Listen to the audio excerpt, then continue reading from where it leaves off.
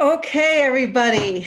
I think we're ready to go. I think we're live streaming on Facebook. And hello, and thank you for joining tonight's listening session about childcare in our state. I'm Dr. Shelley Lenz, a veterinarian and business owner in Western North Dakota, and the Democratic Nonpartisan League candidate for governor of North Dakota. This evening's session is being recorded and live streamed on Facebook, so please share it. I'm going to start with a few remarks and then pass the mic over to our speakers who signed up to share their thoughts on this very, very important issue. Then we will open the floor to a roundtable discussion where we can dig into some of the details about childcare in North Dakota. One of my priorities as governor is a focus on thriving communities. They are the basis of humanity and our economy. Whether you have children or not, childcare in your community is a critical component of a thriving and stable community. As an employer, a sister, an auntie, a friend, and as a candidate for governor, I will commit to ensuring that access to affordable childcare is a top priority for every single community in North Dakota. It seems obvious enough, but access to affordable childcare for working families allows families to work. But somehow, some of our representatives in government don't understand how vital access to childcare is for our families, our economy, and our way of life. Perhaps it's because of who represents us. Perhaps it's because we have not lifted our voices loud enough. Perhaps they just don't know how to solve the problem. So, like all our listening sessions, this is the opportunity to lift our voices, help our representatives understand our plight, and offer potential solutions that would work for our local communities. I am excited that other leaders are stepping up to help organize our voices, and thank Ben Hansen and Terry Hedman for taking the initiative to join in my governor's campaign to lift the voices of those involved in childcare needs. And special thanks to Kristen Nelson, who has been doing extensive work on improving childcare in North Dakota. I'll begin by asking Ben Hansen for remarks. Ben? Thank you, Dr. Shelley. Hey, everybody. My name is Ben M. Hansen, and yes, the M is important. As if 2020 wasn't already the strangest year ever, there are two Ben Hansens running in District 46. But don't worry, you can vote for both of us. Before I introduce myself any further, I do want to thank Dr. Shelley and Melissa Vincent for helping Terry and I coordinate tonight's events. And I, of course, want to thank Kristen Nelson for all of her hard work over the summer identifying the issues and major challenges facing the industry and parents and communicating with her network of childcare professionals. Terry and I both really appreciate you for reaching out to us and making this happen tonight. As you can see, I have good reason to be in this fight and to be passionate about the care of our children. This is Harrison, my 9-week-old, and somewhere running around the house is Macklin, my 5-year-old. Yep. For the past 2 weeks, we've been front row spectators to the COVID-19 challenges. Our daycare sent us home to quarantine after one of Mac's teachers tested positive a couple weeks ago. My wife and I are fortunate enough to be able to weather the interruption in our schedules, but we are keenly aware that not everyone is that lucky. My wife, Emily Kohler Hansen, is a child and family therapist and quite literally an expert in child development, so I'm also fortunate enough to have her on my side. She sees firsthand the other side of this problem, the behavioral health challenges that are being exacerbated by the pandemic. Oh, that's a good yawn. And frankly, my own anxiety and stress has reached new heights since March. The lack of leadership and clear direction and cohesion among our elected leaders. Oh no. This is the joys of live TV, right, Nick? Right here. Anyway, I can't wait to join Terry and Dr. Shelley in Bismarck this January and change the path we're on. We owe it to our children to do better. And I'm just so thankful to teachers, the aides, the custodians, the administrators. They're doing as many right things as they can to provide our kids with the best experience possible. Thank you. Okay, thank you, Ben. Should we sing? What's his favorite song? I can sing a little German song. Händchen klein, ging allein. Okay, Schucken. Okay. Fine, of course. It was just me talking, apparently, that set him off. All right. Terry, would you like to have some opening, some remarks? Sure, I would. First, I want you all to see my new necklace. Can you see it? It's like Michelle Obama's. I just Very got it nice. today. Beautiful. But I digress. Thank you, Melissa. Thank you, Dr. Shelley, for providing this avenue. This is such an important topic, and I am so grateful to Kristen, who has partnered with us on this journey of candidacy, while at the same time being a working mom, being an advocate for childcare, serving in a leadership position, and I got to meet her daughter, Alex. I just want to tell you that I am a mother of two, I'm a grandma of two, and I feel all of these old feelings come rushing back about trying to secure daycare when I was a nurse working days and nights and etc. This is one of the most stressful things you will ever do, is hand your child off to someone else. So I am very grateful to all of you. When Kristen talked about wanting to bring more attention to this need, I said, you know, we need some more data. So Kristen did that beautiful Survey Monkey. Many of you participated. If you did, thank you so much. We've looked at all of the information. I was also impressed because there was such a high response rate.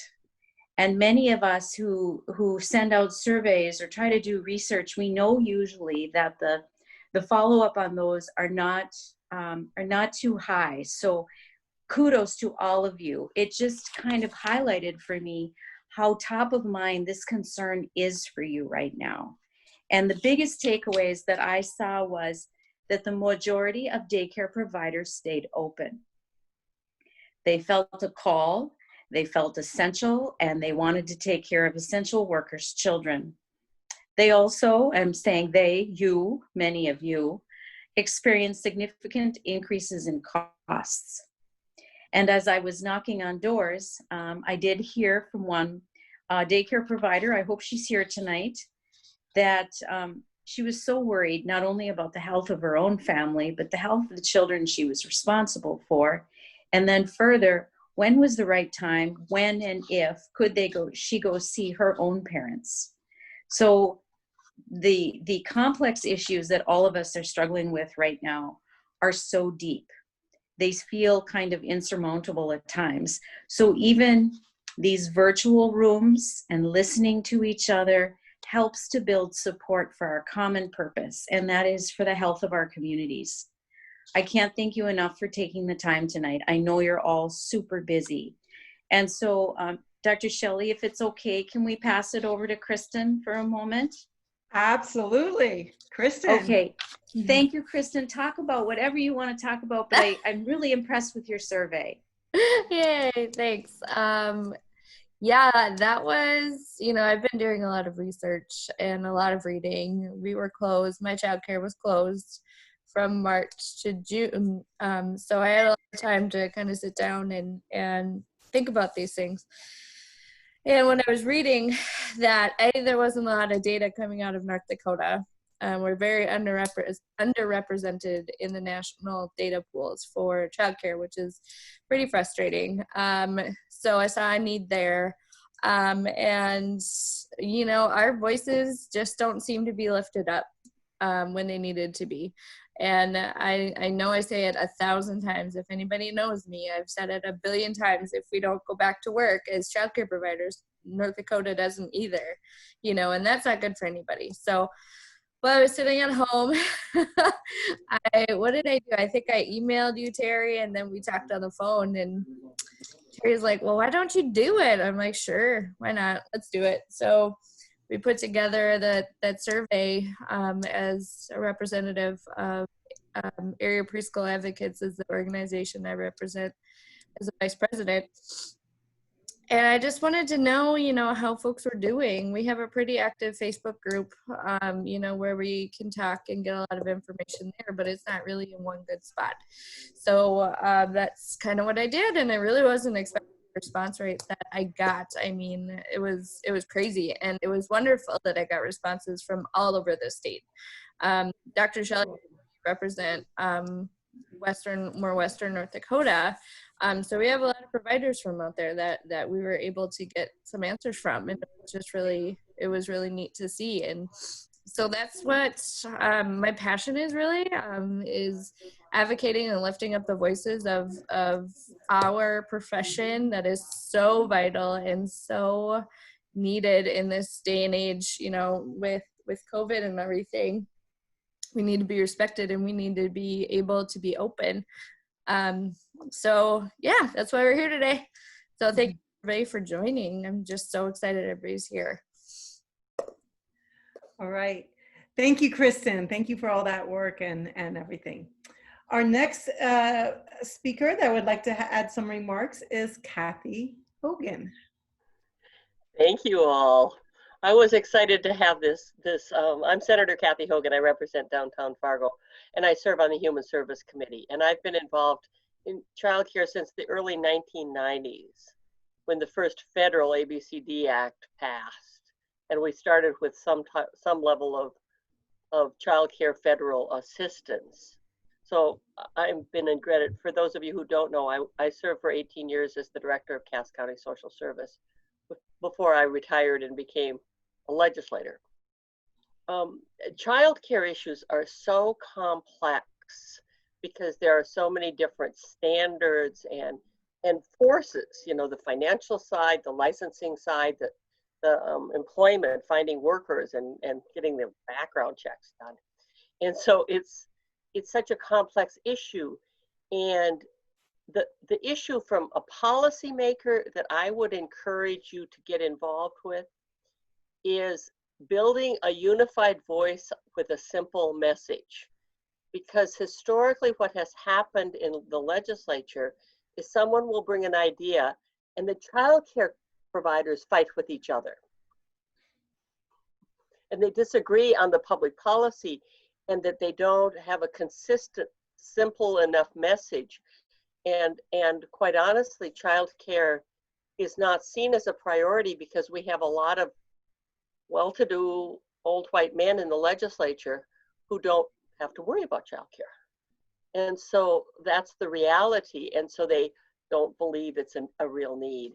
So, so I'm excited about your survey, and if there's any way we can help doing a simple 2 or 3 requests, I'd like this group to tell me, okay, in your dream world, what were the 3 things you'd like coming out of the next session? What are your 3 priorities, and how do you simplify them? And then how do you unify family providers with group providers so that east and west, urban and rural, how do you simplify a common, simple message? So that's my challenge to you tonight. Can you do that for me in an hour? On it, Kathy, on it. Sure, why not? Kathy, I really appreciate those remarks. And it is really hard. Complex problems need cohesive solutions, but the message has to be simple. And, I deal with the virus and the medical part, and that's hard enough. But me as an employer, I'm childless, and I have about 20 employees. About 90% of them are women and reproductive age, all with childcare. And it's complex. And we work together all the time on that, but it gets confusing and hard. There is, as an employer, that all my employees are married or have their significant other. It seems to always fall on, for cultural reasons, for whatever reasons, it falls on the woman when the child's sick.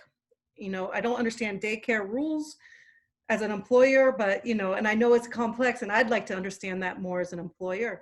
I also know that I thought I had this great solution as an employer, is that I was going to offer, because it's such a problem about, sick kids, or even, women coming back into the workforce to fulfill kind of their professional needs, but also, their mother needs. I was going to have like a daycare at the clinic, and all the mothers was like, you know, like I thought that was a perfect solution. And it wasn't. And so so we need to understand that complex. I don't know what it's like to be a mother. I know what it's like to be an employer of a lot of mothers. And I know it's a struggle and it's hard. And I'd like to hear that message too.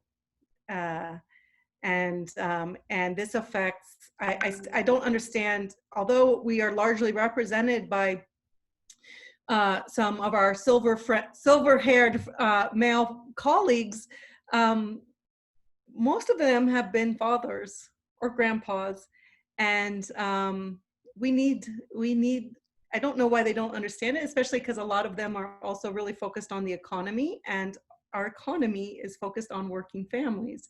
And the only way to have a working family is to make sure the whole family is taken care of. So I am really excited to listen to some of that messaging. I don't know if you guys want to start with that, like Terry, Ben, Kristen, maybe some other providers that are here. Maybe you just say, what would be your top 3 messages? I know that's a hard question. I'm pushing buttons here, sorry. I would love to respond to Kathy's challenge. So if the legislature could put forward things that would help your practice, your professional practice of daycare, what would they be? We're going to be in a difficult budget year, but let's put that aside right now and just ideate for a while. So what would help you as professionals to grow your business or to help your business stay secure in the next couple of years?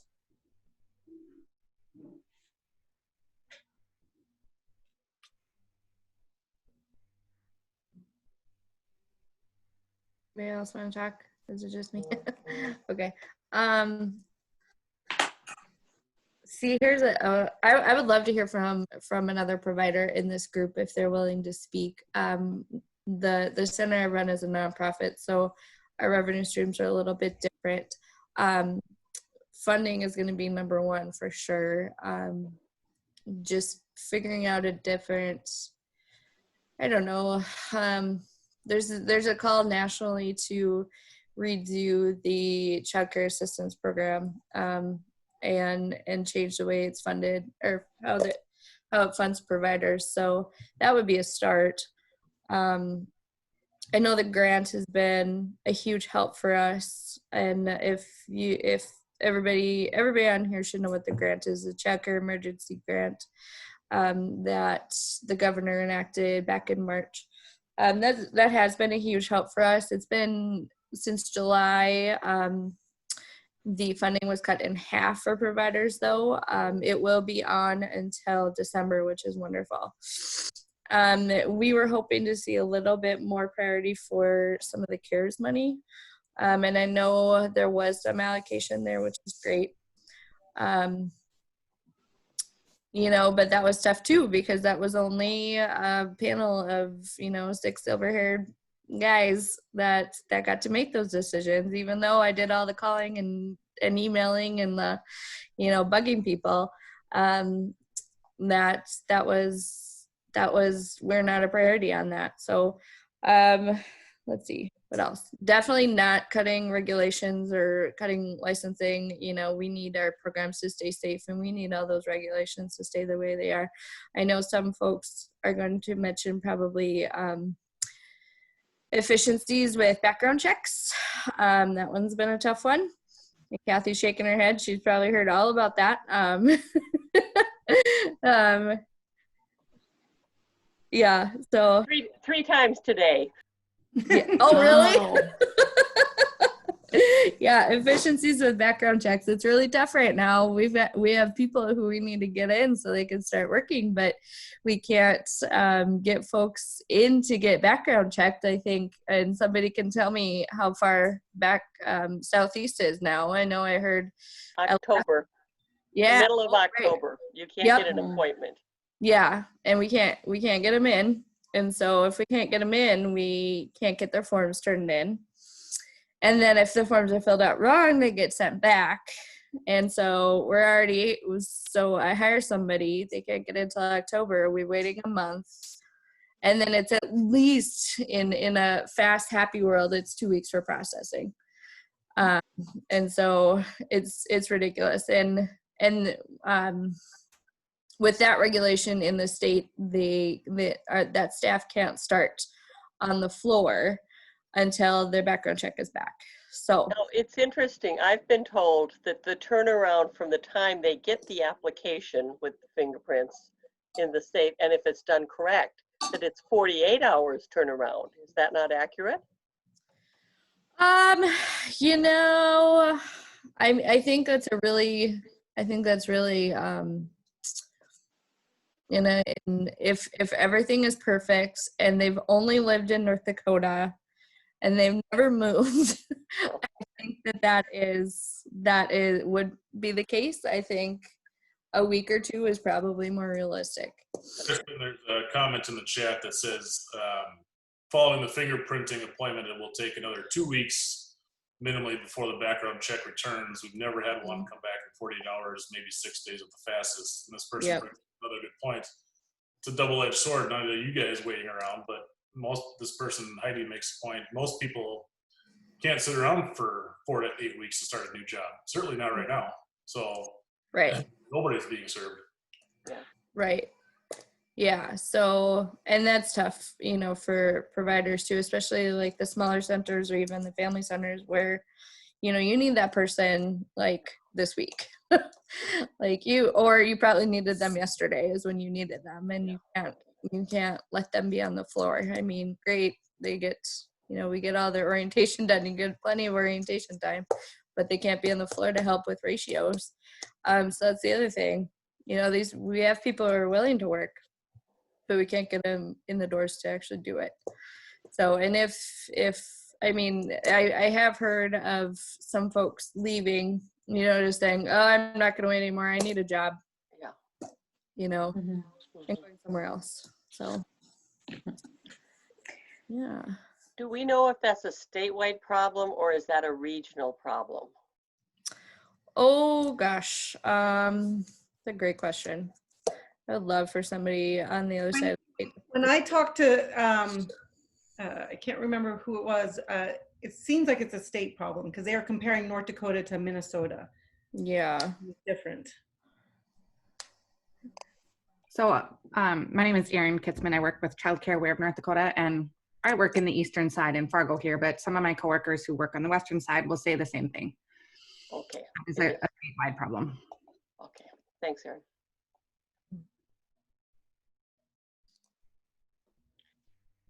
So the two messages so far, Kristen, is funding, more stable funding source so that people can plan. And anytime you build a business, you need to be able to plan Right.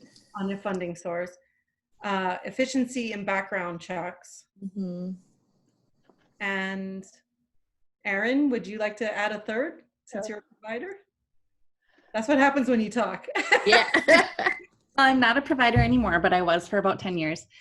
I think one thing that is just, it has to change, and it's not going to change overnight, is just the community's perception of our field. And I think until we're respected and treated like people who are professional and have a very important job, the research all is there. The research shows 0 to 5 is the most important. But yet our early childhood profession, our teachers don't get the pay that teachers do, and you know, the respect and any of that. And so it's so hard to keep staff. I think turnover is a huge problem.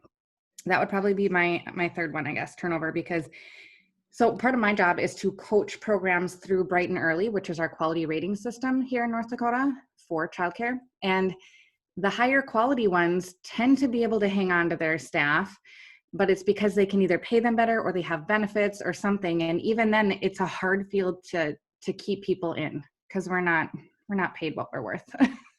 Yeah. So yeah, I think that's a really good point, Erin. And half my family's from Europe, and that 0 to 5 age, and even as a veterinarian, our puppy kindergarten is like, that is like the most critical age that will set you for life. And to even have access to professional childhood, professionals, I guess, is critical for the next generation, right? Do you think like public-private partnerships, so like the higher ed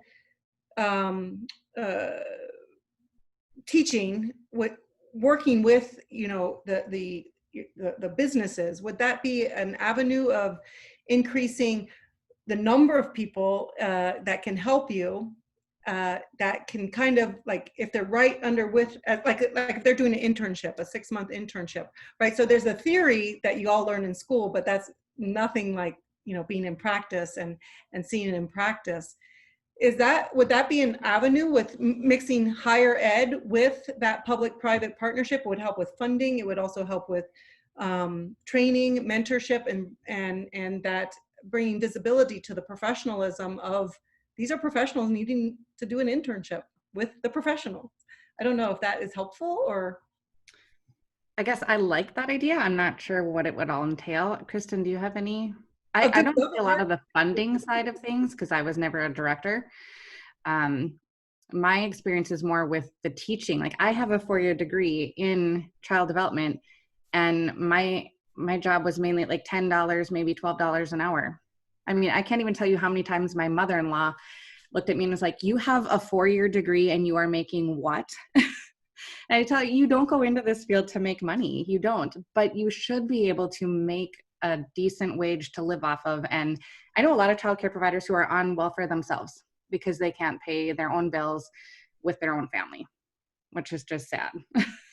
But I don't know a lot of the budgeting, like that type of thing. Kristen would know more of that because she's in that role with the director. And I'm not trying to put you on the spot, Kristen. I just don't know the funding stuff as much. I think the stable funding, in some ways, if you had adequate and stable funding, you could address the turnover issue. I think that's one of the sub points in why you want stable funding. I see. And so, and to your answer about higher education, Shelley, one of the things that the early childhood education programs have struggled to establish legitimacy in the higher ed systems as well.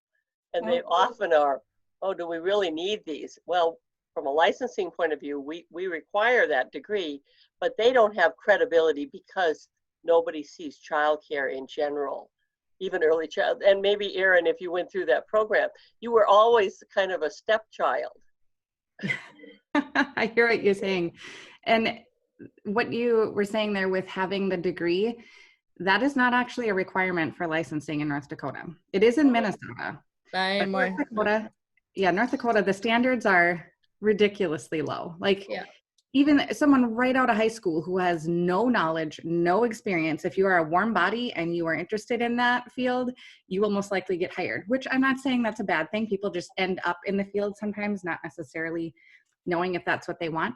But we don't make a priority of having our early childhood educators be knowledgeable and have a background before coming in, which others do. Yeah. And we have trained some wonderful teachers that way. Like, we just have. And that's how you get them, is maybe they start as a part-time person and then they just find your passion and then they end up there. But yeah, we need to professionalize these guys. That's the other kind of passion that I have. I always tell my team is pretty small, that they are professionals. I don't care what they think or what anybody else thinks. I mean, we are professionals, and this is a profession, and it's hard, man. Like, everybody on this call is like, yeah, childcare is not easy, you know. Another thought, but stabilizing the income would be huge. A lot of us, you know, there's a lot of families that rely on assistance, or there's a lot of programs rely on that funding, and there are ways to do that. Then I think North Dakota would benefit North Dakota to do. and basing our childcare funding off of our enrollment numbers would be huge, instead of doing it the way it's being done right now. So. If you have ideas on ways that would be more efficient to use our child care assistance federal grants, because again, North Dakota doesn't put money into child care. We don't put any money into it. Very little, very little. And so it's primarily federal money that comes through. We use some of our TANF block grant to supplement the child care assistance block grants, but we haven't committed to a comprehensive view. And I think the success of the pandemic CEOG plan is a really rich platform we could take that and build on it to make a new model. Right. 100%. I think the providers, if you can give us some specific suggestions on what you learned from this transition periods, from this 9 months of CEOG payments, what would you like? Because I think there's going to be an opportunity, because many people recognize that we would not have maintained as many childcare providers as we do. I get the daily, Absolutely. I get the weekly list of how many are, I track this like a hawk. Yeah. I think we have 468 closed slots today in North Dakota, and maybe Aaron will know that. But that's really amazing, because the CEOG program has actually stabilized childcare. It sure has. How do we then transition that into permanent stable funding for January and forever? Right. Well, and right, absolutely. And so that, I think, was the other reason I started the survey, because I wanted to hear the impact that grant had on providers. There were several providers on there that, if they didn't have that income, I mean, they lost, half or more of their kids, which is our income. They have to close. There's no ifs, ands, or buts about it. And so with the CEOG grant, we were able to stabilize income and then pay for all of the other, incoming expenses that we had to have because of COVID.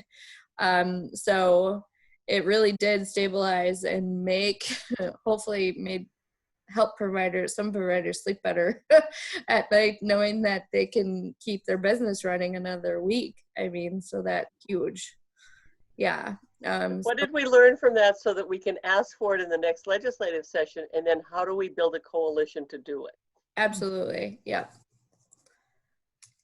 I love that. Man, this is great.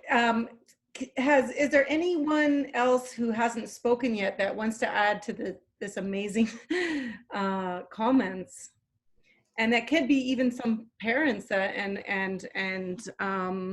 their experience with childcare and working and how that's been affecting their lives.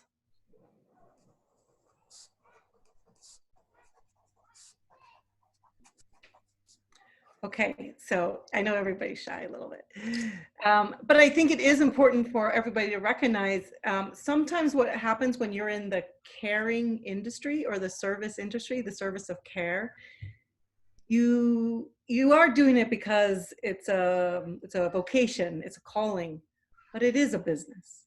And the only way you can exist to provide that service is if the business is profitable. Not that you have to not just pay your own salary so you can live, but it's also so you can reinvest in your business.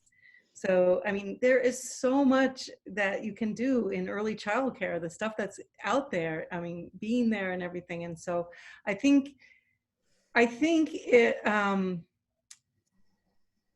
one thing I would suggest as a businesswoman, having to try to problem solve, a large part of my workforce, with children, young children, is really kind of focus on this is a business and that business mentorship within your local community as well. Mm-hmm. So for example, like I would want to, if I were trying to decide, how do we stabilize this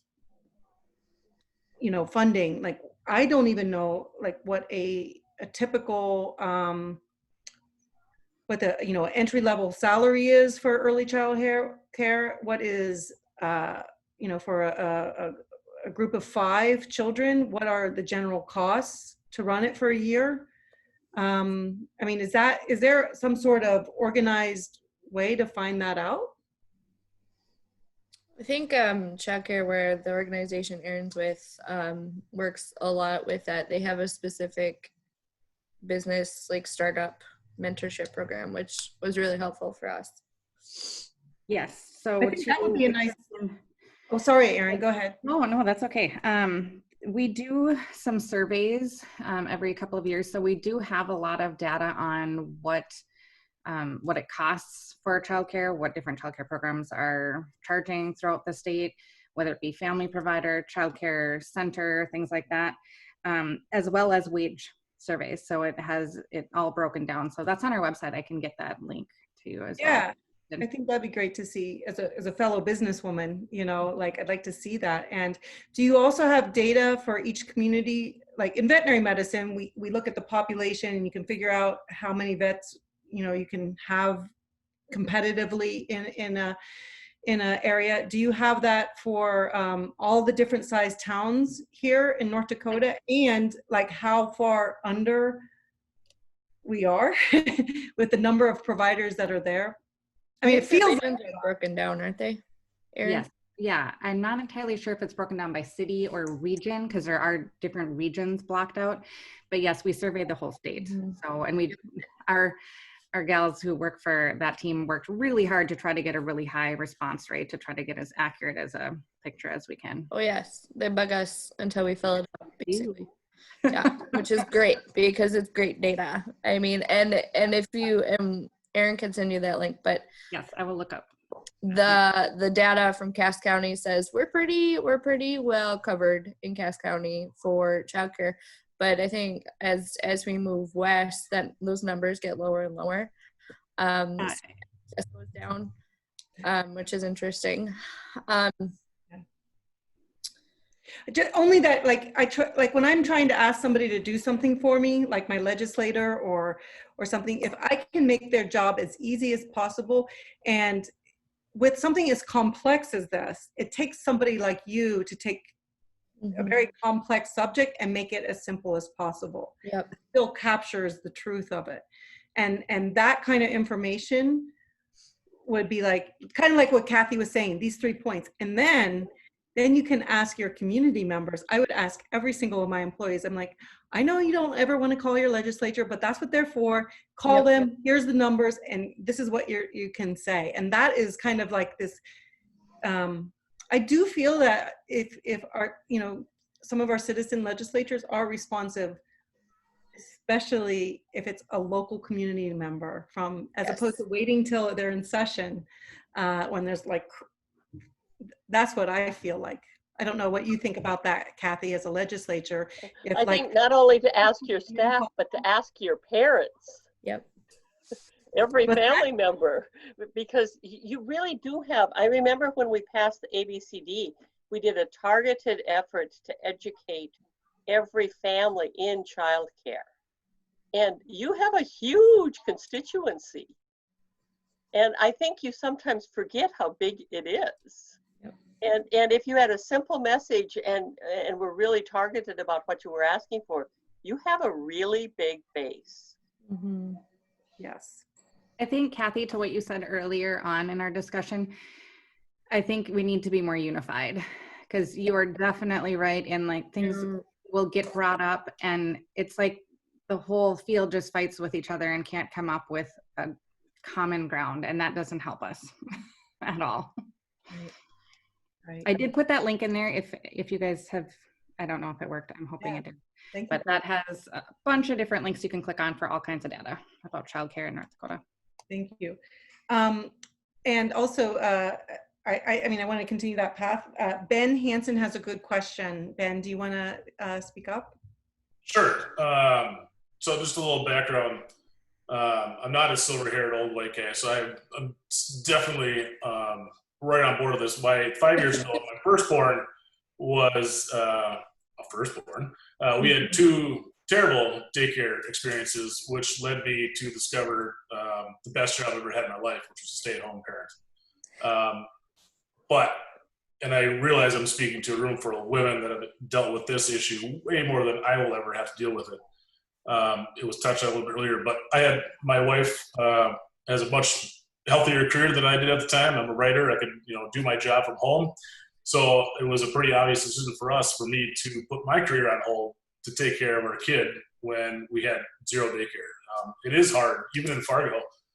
We experienced how hard it is to find a spot on a whim, basically, for a newborn. So it is a challenge, even here in the eastern side of the state. At least it was 5 years ago.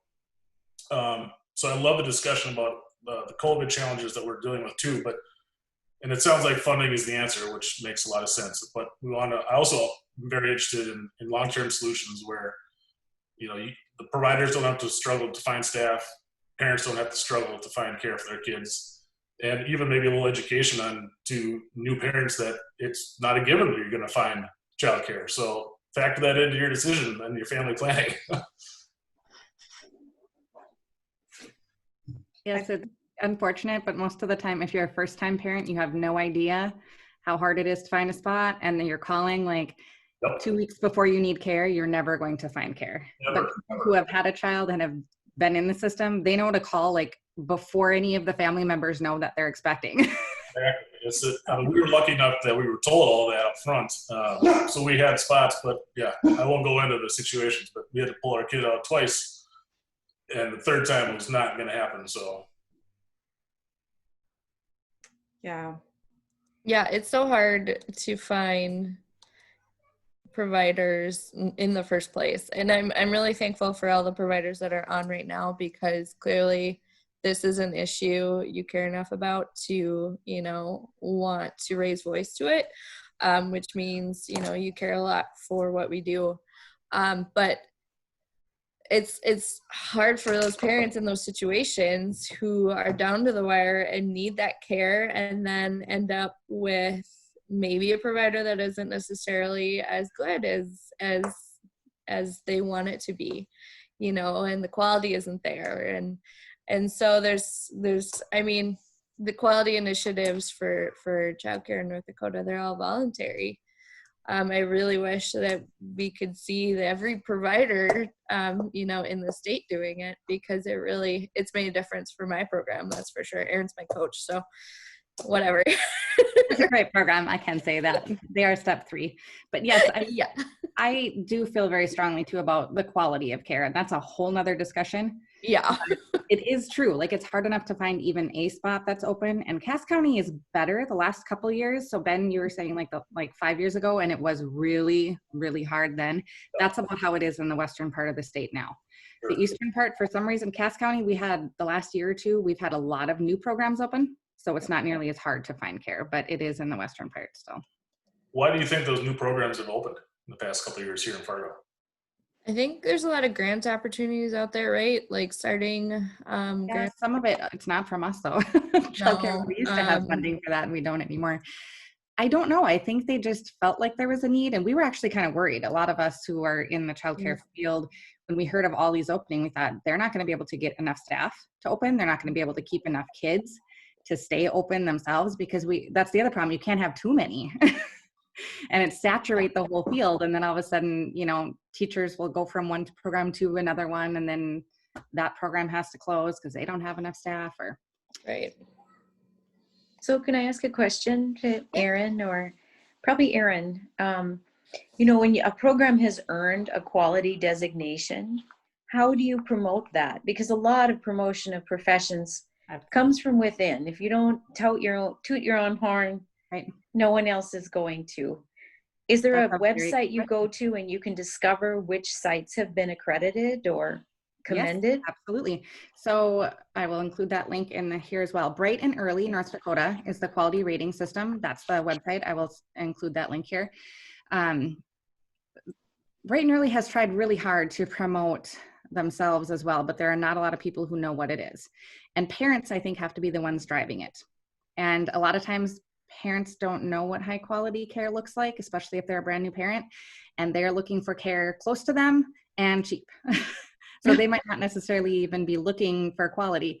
Childcare Aware works with Bright and Early so that when we get phone calls or emails or parents wondering, like, they're looking for care, the Bright and Early programs that are the highest quality rating are the first ones that get recommended. So step 4, and then step 3, step 2, step 1, and then ones that are not participating.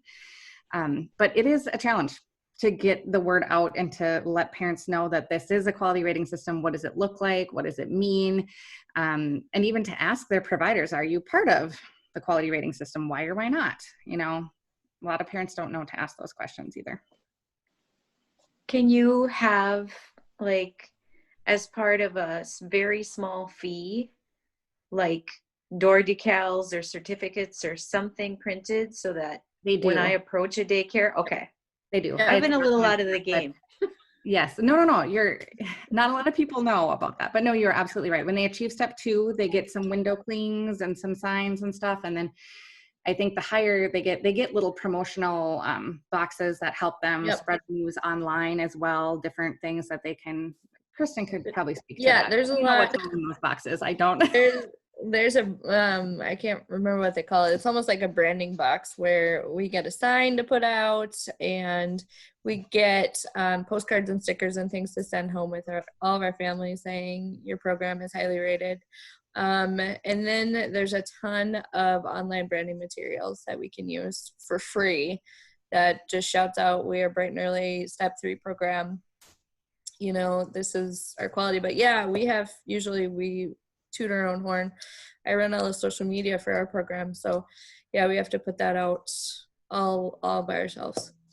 Okay. And I tell providers to do that as well. Like when they're achieving their different steps, I tell them, say that loud and proud, shout it on your Facebook, tell all your parents, because they're not going to know unless you tell them. So. And I would just like to offer a suggestion.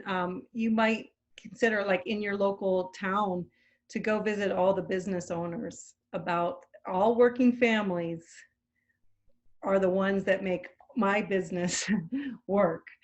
And so like, just so that you can give that, because especially out here in the West where we had a lot of new young families come in and they're not even from the area, and some of them were my employees. And you know, anyway, I just think that would be really helpful for business owners to say, you know, as soon as like an employee comes to me and says, Shelley, I'm pregnant, and you know, we start working through their maternity leave and everything, I could say, here are, if you're going to be coming back to work, this is what, you know, to start with, and that would help them plan as well. Just a suggestion. No, that's a great idea, and I will definitely pass it on to Bright and Early, because I think that would be, it's a good way of letting parents know what quality looks like. The problem is Bright and Early has they serve the entire state, and they have 4 staff members. So they're not exactly well funded either. But busy. Yes, it would be helpful to get that out, and so parents know. Yeah. Erin, who is the main funder of Bright and Early? They get some federal funding. I think it's rolled out as part of the block grant. So it's a federal block grant, but the state gets to decide what the allocation is. So some of that money goes toward the quality rating programs. Thank you. And some of it goes to Childcare Aware and the things that our Erin's are doing. And those are what we see as support and management functions, and they're critical. And we've been able to fund those rather than direct childcare assistance. And that's always the dilemma. You need both. So, and again, I think it's primarily federal money though. It is. Yep.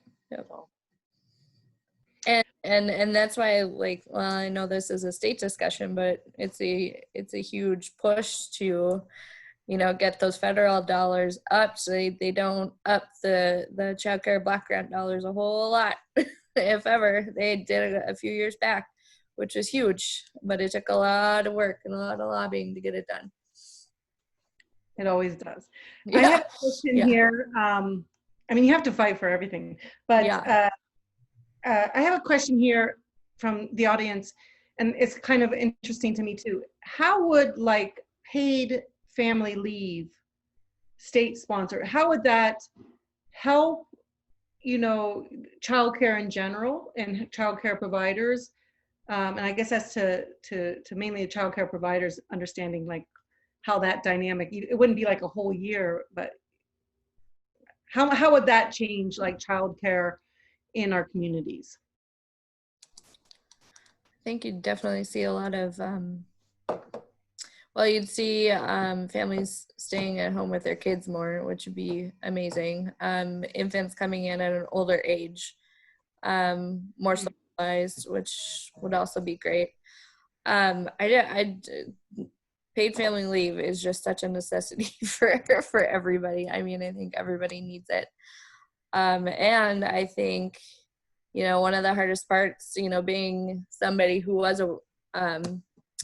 that tired mom with an infant who just went back to work and has so many things to worry about, worrying about your childcare provider in that first 12 weeks, I think 6 to 12 weeks, it shouldn't be one of the things that you need to be worrying about. Yeah, I don't know. That's a tough question, how it would affect providers, I guess, but it's be so good and necessary for parents though.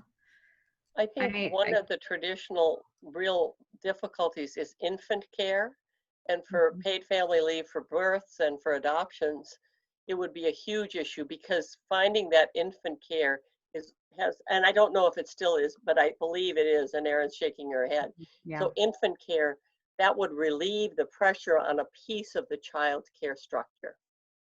And absolutely, I was an infant toddler for about 10 years. And I remember getting those infants at 6 weeks old, and I love babies, but that is terrifying. I don't know if anyone else feels that way who are providers on the call this evening, but I would much rather have them be at home with their moms and dads and have that time with them and get them when they're, even a couple months, 3 months old or something. But yeah, it's definitely challenging. And I agree with Kristen. Yeah, it would be wonderful to have some parent leave in place.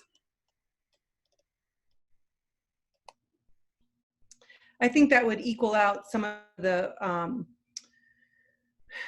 kind of the husband, male, female responsibilities at the workplace too. Maybe a little less guilt from the men that feel like they have to provide, and which is great, but like that would be like an expected of them.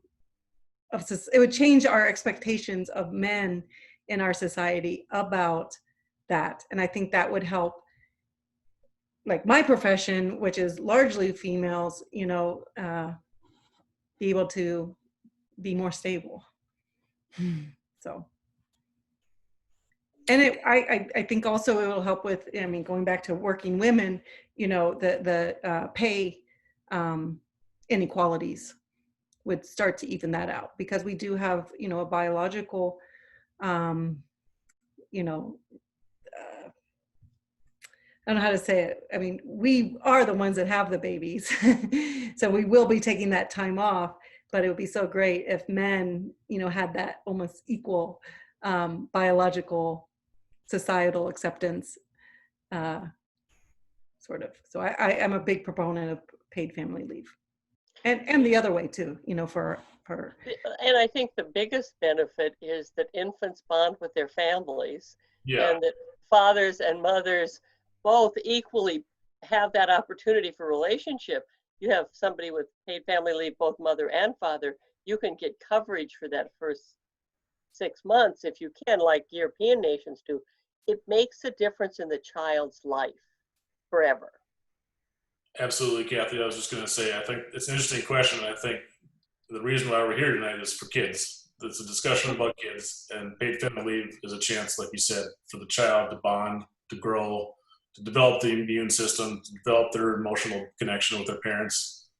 The benefit is at home, I think. Yeah. I also think, well, this is down the paid family leave rabbit hole, but I also think that just because, you shouldn't be forced into, you know, putting your kid back in childcare if A, you're not ready, and B, if you can't economically afford it. You know, if that's a privilege for a lot of people, you know, and it's just kind of sad that it's all falling back on those that can't afford it and maybe not doing the best thing for their family. That's just how it goes in this society, and I just wish it weren't that way. But nope, well, we're not just going to wish. We're going to organize, we're going to make it work, and we're going to and we're going to make it easy for people to understand this very complex problem. And guys, we're almost at an hour already. I feel like I could talk to you guys forever. And we will continue this conversation. I don't know what to say other than thank you. I know what it's like to work for, to care so much, but understand that your profession is not, you know, it's a service profession. Yep. And you're trying to serve a lot of times the underserved. And so it's one of the most important things that you can be doing for a thriving community, if not the most important thing. Us adults can figure other things out, but right. what is critical. Yes. You can continue this conversation, and we will continue this conversation together. We'll make it simple for our voices to be heard with the help with our professionals, basically. So let's see. So I would like to thank everybody who has participated tonight on our Zoom and on our Facebook Live. It is through these conversations that we are able to make progress and learn from each other. As governor, this is the same approach I will take to problem solving, like we solve all complex problems. To listen to the people affected by the issues, the experts in the field, and to make decisions that benefit all North Dakotans. I believe it's time for a change in the governor's office, and I hope you'll help me make that a reality. Please, before we end this session, open your Facebook and like Dr. Shelley for Governor, and please share the page with your friends. As we get closer to the election, the support of people like yourselves is critical, and helping elect leaders who share your vision for equitable and accessible childcare in North Dakota. While you're at it, please also offer your support for Ben M. Hansen, Terry Hedman, two of our wonderful candidates in District 46. This is where we start to make change, by electing leaders that understand our complex problems. So please join me for our future listening sessions. If you have any thoughts that were not included in this evening, or you're a little bit shy, like we have a tendency to be in North Dakota, please send them to listeningtour@lensvigfornd.com. And you can also host your own listening session about a topic that's important to you. We will send some of these links to everybody that signed up for the listening session, so you can start looking at some of the data yourself as well. Thank you again, and have a great evening. Thank you. Thank you.